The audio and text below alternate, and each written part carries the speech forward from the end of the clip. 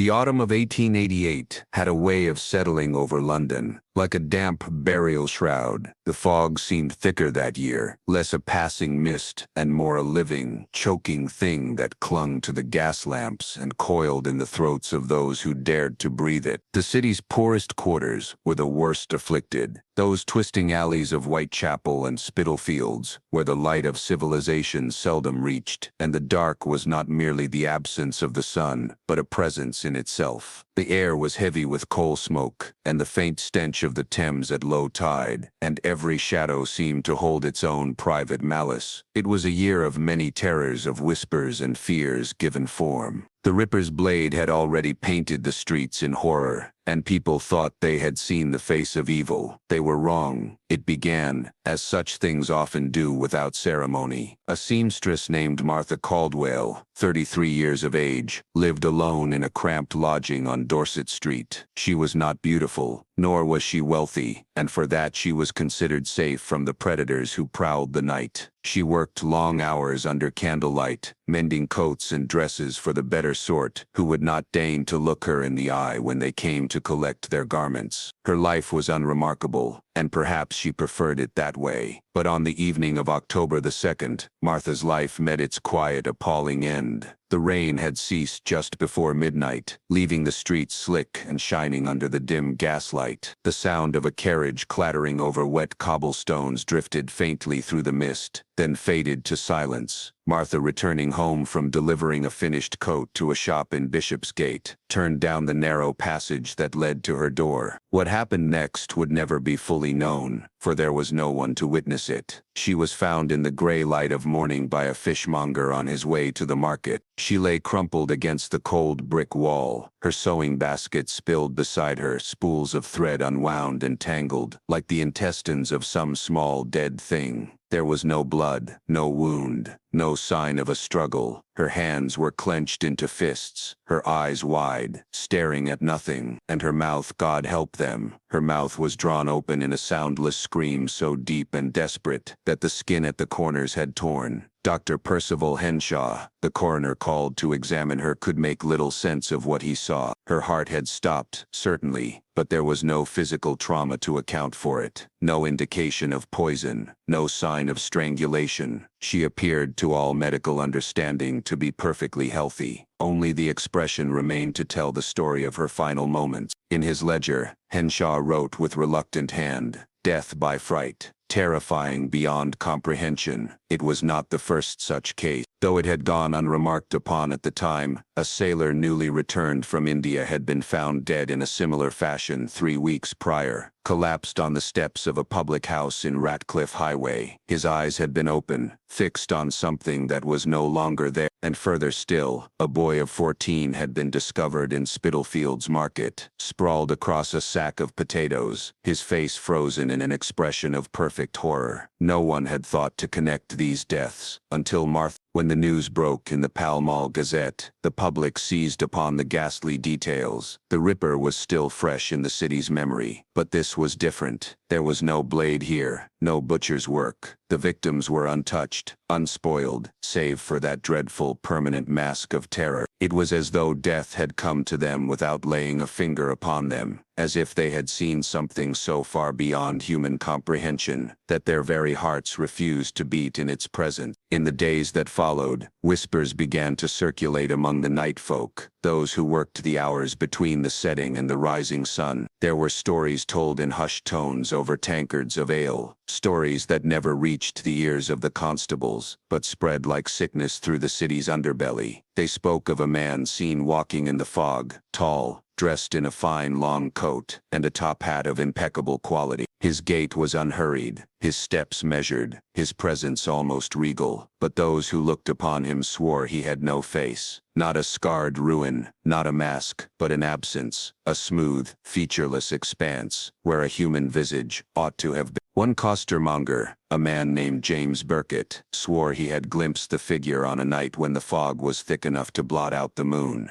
"I thought him a gentleman at first," Burkett told a fellow hawker. "Fine clothes, fine bearing. But when he passed under the lamp, Christ, save me, There was not there, just skin, like pale wax. No eyes to see me, yet I swear he looked straight into me. He would say no more, and from that night on, James Burkett refused to sell his apples after dark. The laughter was the worst of it, so they said, soft, low, and cultured, as though issuing from the drawing room of some Mayfair townhouse, yet carrying in the damp air like the tolling of a distant bell. Those who heard it swore it did not come from any single direction, but seemed to drift all around them, creeping into the ears as though whispered directly against the skin, a sound entirely out of place in the cold, rotting street. Martha's death was officially deemed an unfortunate and unexplained episode, but those who walked Whitechapel's lanes at night began to keep their heads down and their eyes fixed on the pavement. The costers, the girls, the night porters, they knew better than to tempt whatever fate had befallen her, and in the dim-lit windows of alehouses, when the lamps were turned low and the patrons huddled close, the name began to take shape. It was first uttered by a drunken cabman, and it stuck as if carved into stone. The gentleman with no face. The fog grew thicker in the weeks to come, and with it, the fear. It was not the fear of a knife at the throat, or a thief in the alley. This was a different breed of terror, one that could not be fended off with a stout stick or a quick sprint to a well-lit street. It was the fear of something you could not fight, because you could not even look at it properly without feeling your own heart falter. The people knew it in their bones, though they had no proof. Something had come to London, a thing that moved with the grace of the aristocracy but belonged to no living race of men. And somewhere in the labyrinth of streets, behind one of those thousands of identical soot-blackened doors, it was watching, waiting, and smiling without lip. The first mention of him in any official capacity came from the mouth of a night watchman named Peter Griggs, a man of stout constitution and little imagination, who had patrolled the same 4 streets of Bishopsgate for nearly a decade without incident. On the evening of October the 12th, his beat carried him through a stretch of Commercial Street, where the lamps burned low and the fog seemed almost deliberate in its thickness. His account, given 3 days later before the magistrate at Worship Street Police Court, was brief, yet it clung to the memory of all who heard it, like a burr in the mind. Griggs had been walking slow, swinging his truncheon at his side when he heard it, the sound of laughter. Not the harsh, drunken cackling so common in that quarter, nor the shrill mirth of street urchins, running wild. This was different. It was soft, deliberate, and measured, as though its owner was entirely unhurried in his amusement. The watchman described it as the sort of laugh one might hear at a dinner party amongst the well-to-do, a polite, knowing chuckle, yet here in the wet and empty dark, it was monstrous. I turned to look for the source, Griggs told the magistrate, and there he was, 10 paces off, standing in the fog, as though it were his own drawing room. Tall as a lamppost, sir, and dressed fine black coat, top hat, glove. I thought him a gentleman in distress at first, but when I called to him he did not answer. He took a step forward into the light, and that's when I saw it. No face, sir, just a pale blankness, where his face ought to have been, smooth,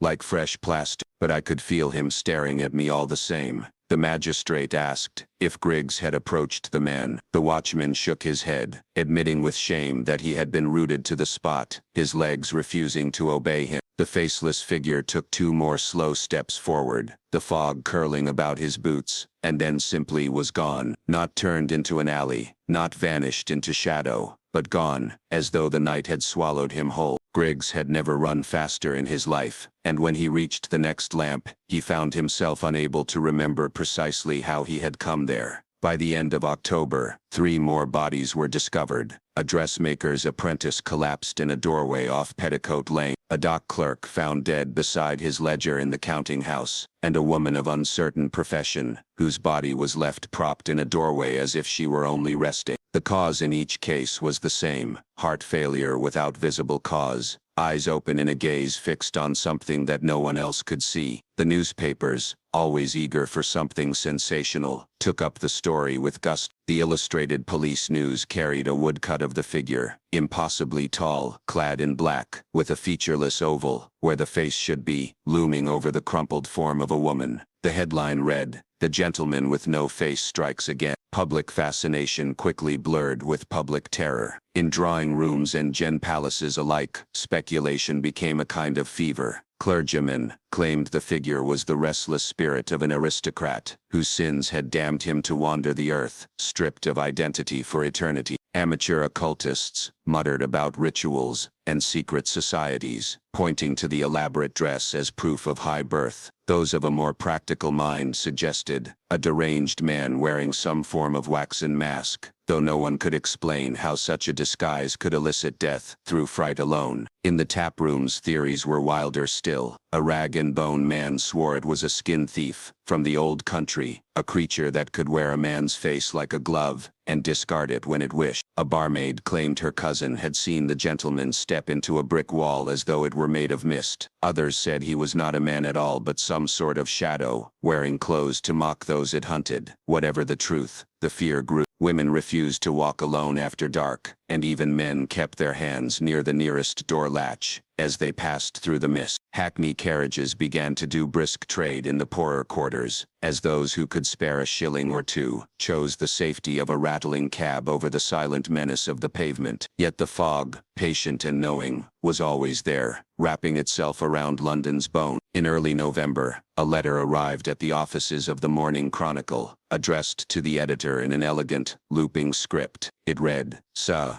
the city has grown dull in its complacency, but I have taken it upon myself to awaken her. Faces lie, faces deceive. They smile when the heart wishes to scream. I have done nothing more than reveal the truth, and for this, I am feared. Let them fear, for fear is the only honest expression. Yours, the gentleman." The letter was dismissed by the police as the work of a hoaxer, perhaps a journalist seeking to keep the story alive. Yet its phrasing troubled Inspector Harold Wickham, newly assigned to the case. Wickham was a serious man, neither given to superstition nor to idle flights of fancy. Still, something in the tone of the letter struck him not as bravado, but as conviction. Whoever had written it believed, with a calm certainty, that he was performing a necessary work. The inspector began his inquiries by visiting the sites of the killings. In each case, he found little to distinguish one from another. Narrow streets, poor lighting, thick fog. But there was something else. Those he questioned, hawkers, lodging housekeepers, barmaids, spoke of a strange stillness that seemed to precede each incident, as though the air itself were listening. Dogs were said to grow silent, even the constant murmur of the city seeming to fall away, until only the sound of slow, deliberate footsteps could be heard. And then, always the laughter.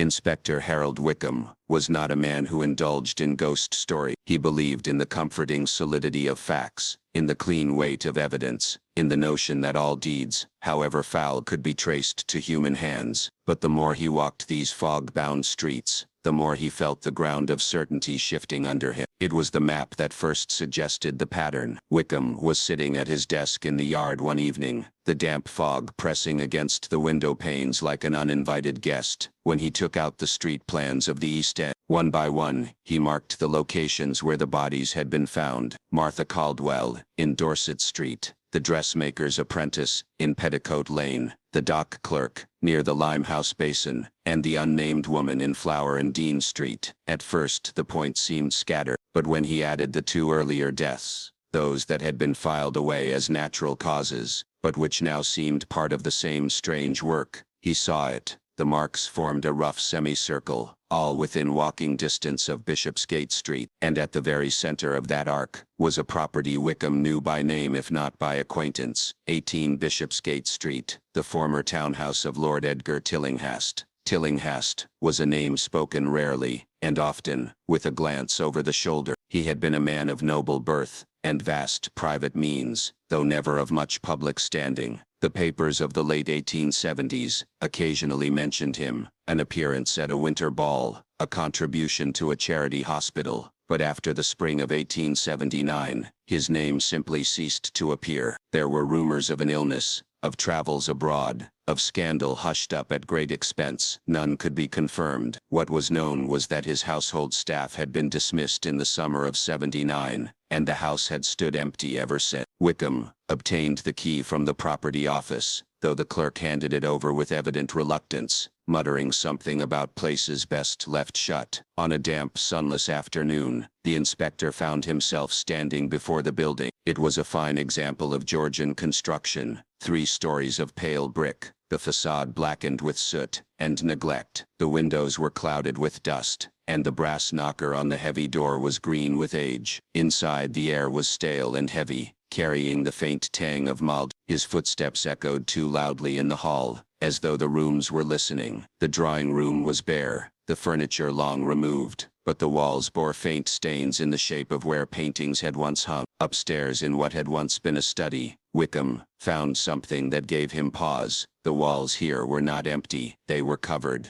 no, crowded with sketches pinned haphazardly in place. Human heads, drawn in varying degrees of detail, each one stripped of its features. Smooth ovals where eyes, nose, and mouth should have been, yet rendered with a care that made the absence all the more unsettling. In some, the skull beneath had been drawn in painstaking anatomical accuracy, but always the flesh above was smooth, unbroken. There were dozens, perhaps hundreds of such drawings, their paper curling at the edges with damp. On the desk, under a layer of dust, lay a thick book bound in cracked leather. It bore no title. Inside, Wickham found page after page of cramped handwriting, the ink browned with age. The text was in Latin, though here and there English phrases appeared, as though the author's thoughts had outrun his language. Most frequent among them was one line, repeated so often it seemed a kind of mantra: to gaze upon the true soul, one must strip away the mask of flesh. Wickham felt an unease coil in his stomach. He was not a superstitious man, but there was something in the repetition that suggested not study, but obsession. He turned another page and found, pasted into the margin, a fragment of newspaper, an obituary from 1879 for Lady Helena Tillinghast, wife of Edgar. The cause of death was listed simply as sudden illness, though the photograph that accompanied it showed a young woman with striking eyes and a faint half-formed smile, as if she had been caught in the middle of speaking. Wickham found himself staring at that smile longer than he meant to. In a locked drawer of the desk, he found a second book, smaller and more careworn. This was not in Latin but in English, written in a hand far less controlled than the first. It appeared to be a personal journal, and the entries grew increasingly erratic as the pages turned. The earlier sections spoke of medical experiments, of the insufficiency of the human countenance to convey the truth of the being beneath. Later the writing became feverish, nearly illegible, with phrases like "the eyes betray and the mouth is the enemy of truth." The final entry read simply, "When the mask is gone, the soul will be visible, and it will be beautiful." Wickham closed the book, aware that the light in the room had grown dimmer. The fog outside had thickened, pressing against the glass like a pale hand. He pocketed the journal and left, locking the door behind him. As he stepped into the street, he could have sworn he heard, faint and far away, the sound of soft laughter carried on the damp air. That night, back at the yard, Wickham laid out the evidence before him. The locations, the victims, the strange drawings,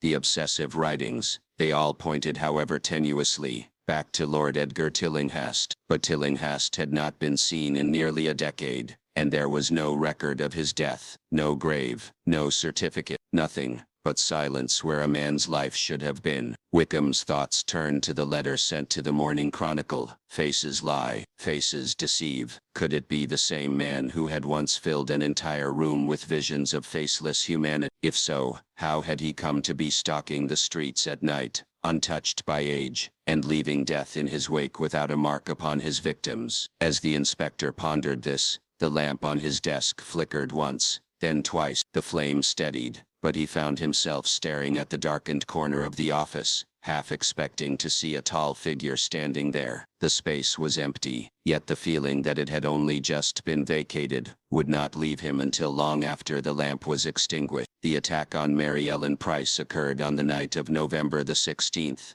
a Friday, when the fog rolled in thicker than it had all autumn. It came without warning, sweeping down the narrow lanes like a tide, swallowing the lamps, muffling the sound of horses' hooves and the rattle of carriage wheels. Mary was 22 years old, slight of frame, with the pale, tired beauty of one who works long hours for little pay. She was employed in a tobacco shop on Commercial Street, a respectable enough establishment that catered to sailors, merchants, and the occasional gentleman. On Fridays, she often stayed late, taking inventory after the shop closed. That evening she lingered longer than usual, waiting for the fog to lift, but it only grew heavier. She wrapped her thin coat, tight, pulled her scarf over her hair, and stepped out into the damp silence. The first thing she noticed was how empty the streets were. Even in the thickest fog, one could usually hear the cries of costers, or the clatter from nearby public houses. But tonight, there was nothing. No voices,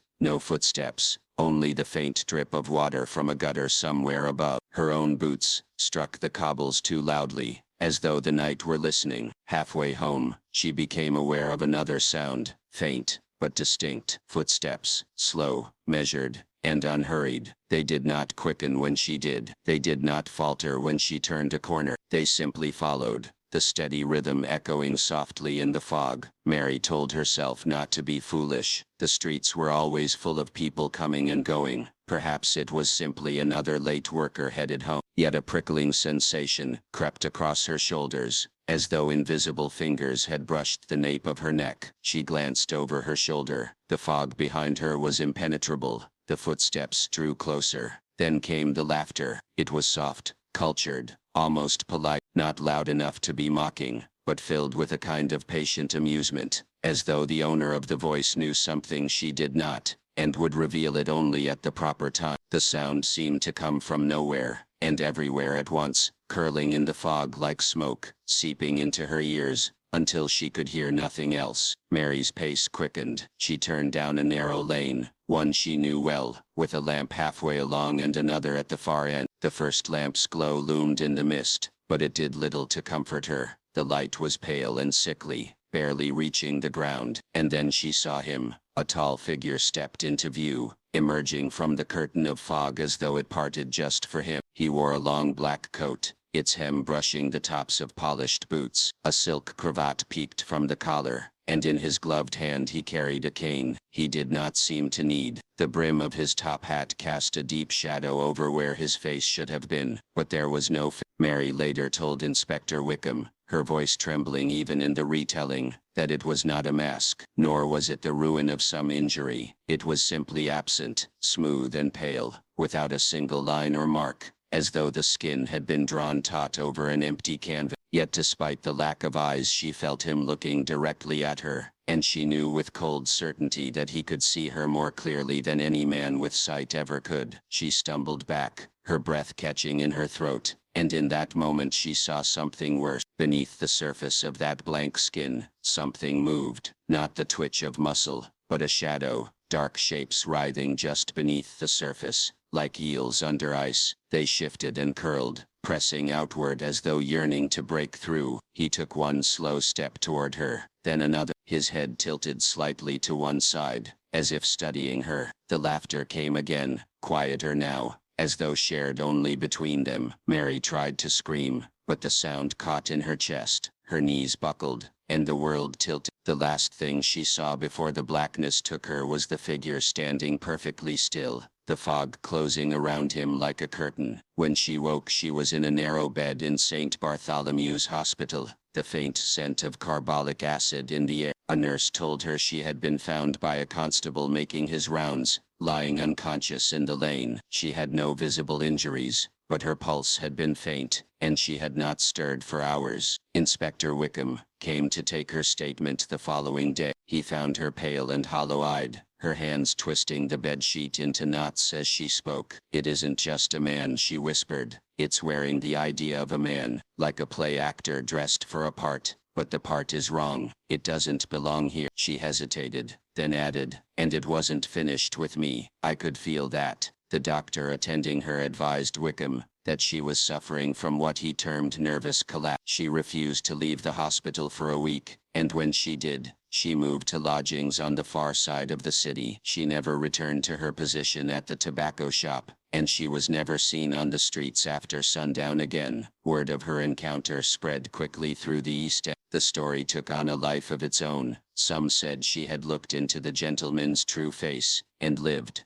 though at great cost to her mind. Others claimed she had been marked in some way, and that he would one day come back for her. For Wickham, her account was the first solid testimony he had from a living witness, but it was also the most disturbing, for if she spoke the truth, then what walked in the fog was not merely a man hiding his features. It was something else entirely, something wearing a human shape not because it was human, but because it wished to be near them, and it was choosing who would die, and who would live to remember. The turning point came in the last week of November, when Inspector Wickham followed the first true lead that carried the stink of something physical, tangible, and therefore, he told himself, possibly human. It began with the testimony of a sewer worker, Thomas Allardyce, a man more comfortable with rats and darkness than sunlight and polite company. He arrived at the yard unshaven and smelling faintly of the underground river that moved beneath London's streets. Allardyce spoke in the gruff, hurried manner of someone who feared being overheard, even in a police office. He claimed that 2 nights prior, while inspecting a section of the old sewer tunnels near Spitalfields, he had seen a fine gentleman standing knee-deep in the black water. The man had not been startled by Allardyce's lantern. He had simply turned his head toward him slowly, deliberately, and though the light caught his clothing, it revealed no face. "It weren't right, sir," Allardyce said, rubbing the brim of his cap with rough fingers. It were like the skin had been stretched over a head that didn't know what a face was supposed to be, and I swear right hand to God, something moved under it, something living. Then he just stepped backward into the dark and I couldn't hear him moving anymore. No splashes, no nothing. Wickham took the man seriously. The pattern of deaths and sightings all pointed toward that same section of the East End, and if the gentleman could vanish so swiftly and silently, the sewers would be a perfect escape. The inspector arranged to go below the following evening, accompanied by 2 constables, Evans and Murtry, both armed and in no mood for ghost stories. The entrance they used was behind a row of shuttered warehouses. The iron cover groaned as they pried it open, releasing a gust of foul air that clung to their throats. Wickham descended first, lantern in one hand, revolver in the other, his boots splashing into ankle-deep filth. The darkness swallowed them immediately. The light seemed to hang in a thick, choking miasma, illuminating only the slick brick walls and the glistening backs of rats scurrying away from their intrusion. They moved slowly, the sound of water lapping against their boots loud in the oppressive silence. Every so often, they found markings scratched into the brickwork, circles intersected by straight lines, strange sigils that meant nothing to Wickham, but seemed deliberate. He ran his fingers over one and found the grooves deep, as if carved with a tool meant for stone. Half an hour in, they came to a section where the tunnel widened, the ceiling arching high above their heads. Here the markings were more frequent, daubed in black on the walls. Evans knelt to examine one and touched it with the tip of his finger. "Paint," he said, then sniffed it and frowned. "No, something else. Smells like formaldehyde." The smell grew stronger as they pressed on. Wickham's lantern light picked out something pale ahead, leaning against the wall. At first he thought it was a mannequin discarded from a shop above, but as they drew closer, the truth became a slow, sickening certainty. It was a body, or rather it had once.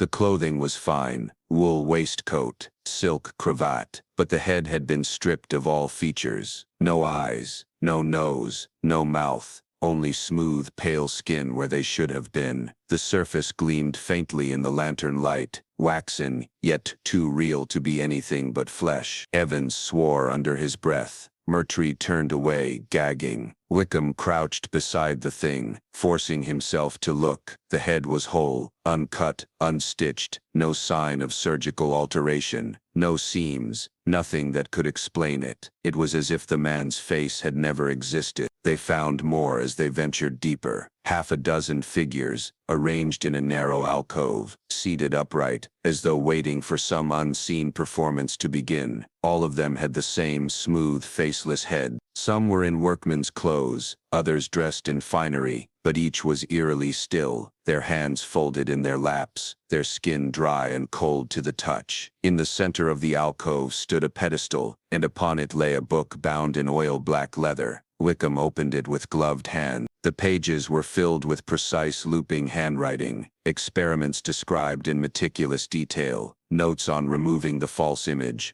observations on the purity of the unmasked soul. The final page held a single line in a larger, almost triumphant hand. "They do not scream when the face is gone, only when they understand it will never return." The sound of laughter broke the silence. It came from the darkness ahead, low and rich, curling through the tunnels like smoke. Wickham raised his lantern, but the light touched nothing beyond the glistening brick. Evans drew his pistol. Murtry's hand shook visibly as he cocked the hammer. The laughter grew closer. A shape emerged from the dark, a tall figure, coat gleaming damply in the lantern's glow. He stood still for a moment, as if allowing them to drink in his presence. Then he tilted his head, and the blank, pale expanse of his face caught the light. Beneath the surface, something shifted. "Hold your ground," Wickham ordered, though his own voice betrayed the cold rising in his chest. He stepped forward, revolver aimed squarely at the figure's chest. "You're coming with us." The gentleman took a single step toward them. The air grew heavier, pressing against Wickham's ribs, until each breath was a labor. Evans fired once, twice. The reports thundered in the confined space, the muzzle flash momentarily painting the faceless head in gold. But the gentleman did not fall. The bullets struck, yet there was no blood, no sound but the echo of their shots, and the faint amused sigh of the figure before them. Then in the blink of an eye he was gone. Not retreating, not running, simply absent, as though the space he occupied had been folded away into some unseen place. They searched the tunnels for another hour, but found nothing. The bodies remained, silent and unmoving, as though the gentleman had never been there at all. But Wickham knew. He could still hear that laughter in his mind, as though it had been planted there to grow. They sealed the chamber behind a hastily rebuilt wall, posting guards to ensure no curious worker stumbled upon it. Wickham took the book from the pedestal, though its weight in his coat pocket felt less like evidence, and more like a curse. And as they climbed back into the wet night air, the fog seemed thicker than before, as if something in the depths had stirred and risen to meet them. The days following the sewer discovery were a blur of sleepless nights and unanswered questions. Inspector Wickham found himself pacing his small office at the yard, until dawn, the black leather book always within arm's reach on the desk. He had read it dozens of times,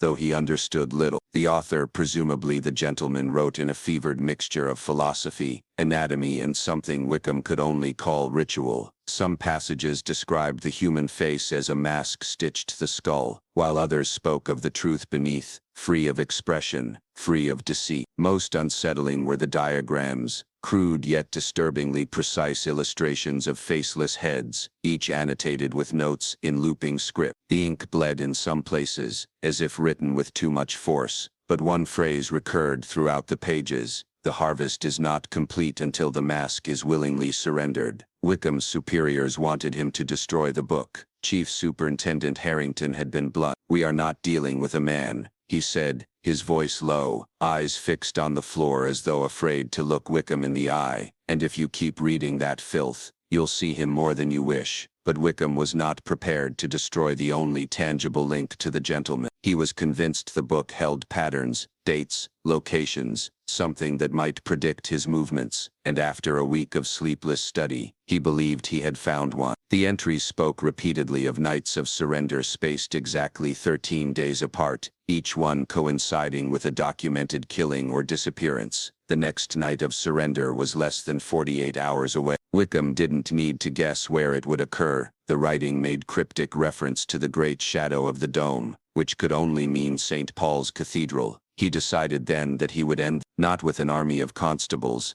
whose courage would collapse at the first sight of that shifting faceless head, but alone. He would be bait, the one thing the gentleman could not resist. A solitary man, wandering the appointed place at the appointed hour, aware of his presence, yet willing to face him. The night arrived swaddled in fog so thick that even the great silhouette of St. Paul's dome was little more than a ghost in the sky. Wickham wore a plain black coat and kept his revolver close, though he suspected it would do no more good than Evans's bullets in the sewer. The important thing was not to run. In every witness account, those who ran had been those who froze, sometimes lived. He began his patrol around the cathedral's perimeter, the cobblestones slick underfoot, the gas lamps smearing their glow in the mist. His every footstep echoed unnaturally long, as if the city itself was empty save for him. At one corner he paused, listening. Somewhere far off, a carriage wheel rattled over stones, then silence. A sound like fabric brushing stone came from behind him. Wickham turned slowly. At first he thought the fog itself had thickened into a man's shape,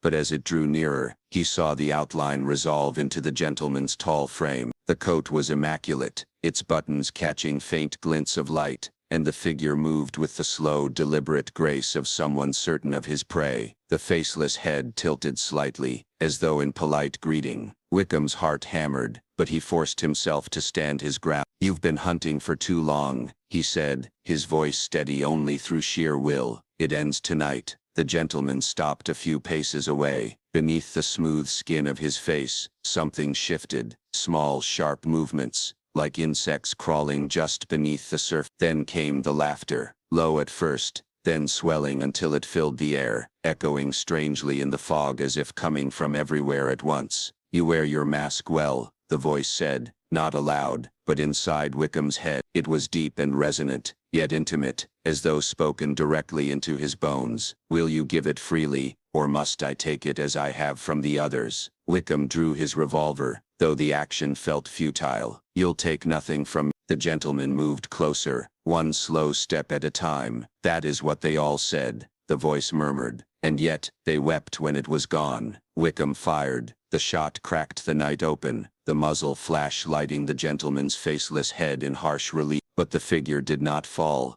The bullet seemed to vanish before it struck, swallowed into nothing. Then the air changed. It grew thick, oppressive, pressing against Wickham's skin, until it felt as though invisible hands were pushing him backward. The fog closed in, and for a moment he could see nothing at all, not even the street beneath his feet. When it cleared, the gentleman was directly in front of him, so close that Wickham could see the faint texture of the skin, where a mouth should have been, the almost imperceptible ripples, as something beneath shifted and writhed. "You still think this is your world," the voice said, and Wickham felt the weight of centuries behind it. "But the streets, the stones, the darkness, they are mine. They have always been mine." A sudden searing cold gripped Wickham's face. His vision blurred, and he felt an impossible pull as though his very features were being drawn away from him. He tried to raise his revolver again, but his arm felt distant, heavy, unresponsive. Then faint but real, a sound broke the gentleman's focus. The clatter of boots on cobblestones. Someone was approaching. The pressure on Wickham's face lessened, and he staggered backward, gulping air as though he had been drowning.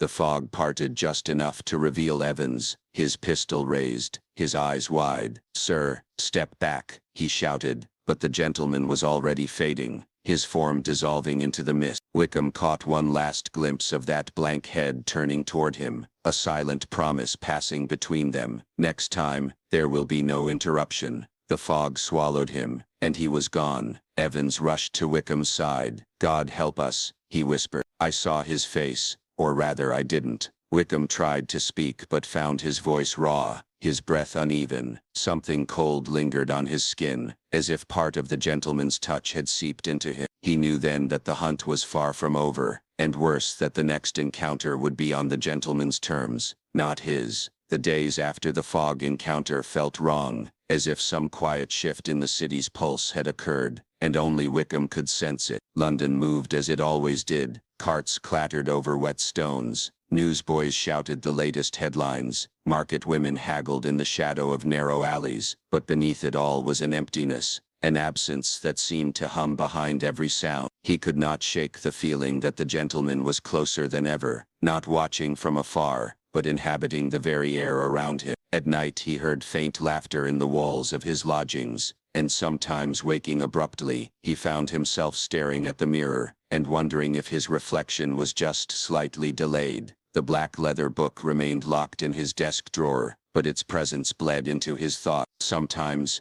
even with the drawer shut, he could swear he heard the faint scratch of a pen moving across paper. Once, unable to bear it, he opened the drawer to find the book lying open to a page he had never turned to, one bearing a crude sketch of his own face. Beneath the drawing, in that same looping script, was a single phrase: "Your mask fits poorly now." 2 nights later, Evans came to him pale and breathless. "Sir," he said, "there's been another one. Whitechapel near the river." Wickham felt the chill of inevitability. He did not need to ask for details. The gentleman's work required no confirmation. Still they went to the scene. The alley was narrow, the damp brick walls leaning close like conspirators. A constable's lantern threw light over a slumped figure on the cobblestone. The victim's clothes were intact, but the head, Wickham's stomach lurched. Where a face should have been was only smooth, pale skin, stretched tight over bone. No features, no blood, just an unbroken surface. Evans muttered a prayer under his breath. Wickham remained silent. He felt something shifting in the air around him, the same thickening he'd felt before the gentleman appeared in the fog. This was not merely a crime scene, it was a stage, and the gentleman was about to step into view. That night, alone in his office,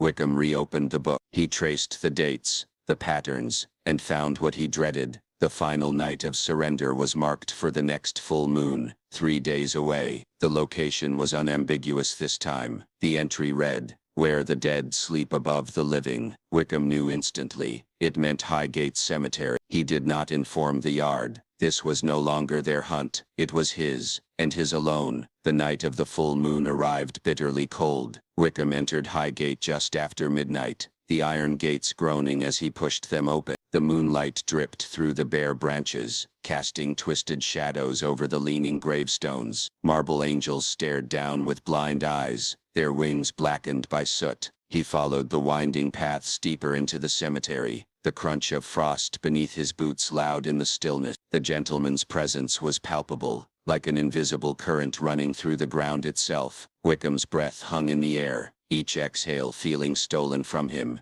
Near the Egyptian Avenue, a row of ornate stone tombs flanked by towering obelisks, he saw, standing perfectly still, framed in moonlight. The gentleman might have been a statue, but for the faint movement of that featureless head tilting as Wickham approached. "You've come." The voice filled his skull, deep and velvety. "I'm here to end this," Wickham said, though his throat felt constricted. The gentleman stepped forward. "There is no ending, only the taking, and the wearing." Wickham's hand closed around his revolver, but something in the gentleman's stance told him it was pointless. "Why?" he demanded. "Why the faces?" The gentleman paused, as if considering whether an insect was worth the trouble of explanation. "Because the world is lies. Eyes lie, mouths lie, faces are the masks the living cling to. I give them truth, I take away the performance." He moved closer, the air tightening around Wickham. "And you," he said, "you have worn your mask too long." A sudden wind swept through the cemetery, though the trees did not sway. Wickham felt the pull again, stronger now, irresistible. His vision dimmed at the edges,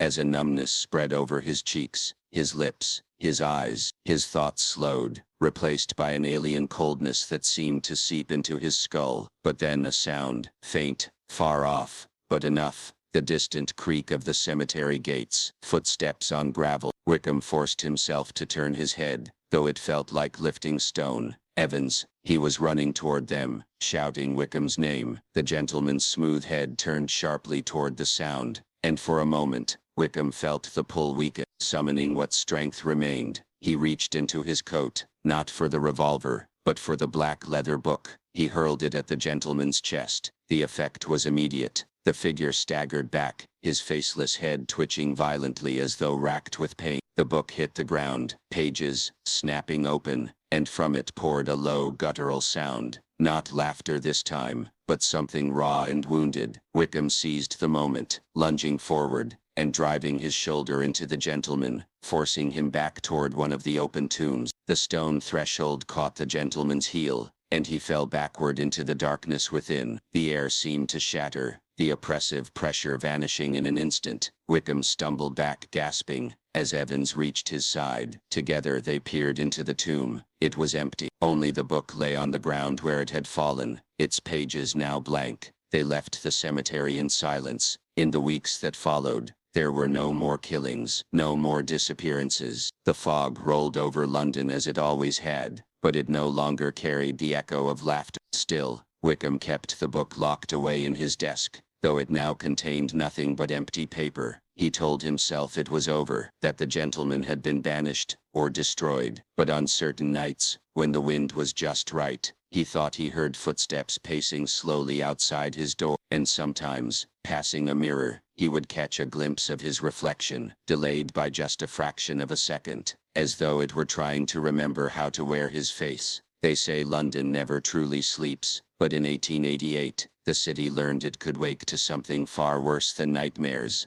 For months, a faceless shadow stalked its streets, stripping identities from the living, leaving only cold skin where eyes, lips, and humanity once were. Spectre Wickham believed he ended it that night in Highgate Cemetery. The killings stopped, the papers moved on, but evil is rarely destroyed. It waits, it wears time like a mask. Even now, in the quiet hours before dawn, some claim to hear the slow, deliberate footsteps of a man, with no face, pacing just beyond sight. And if you ever glance at your reflection, and it hesitates before moving, you might not be alone.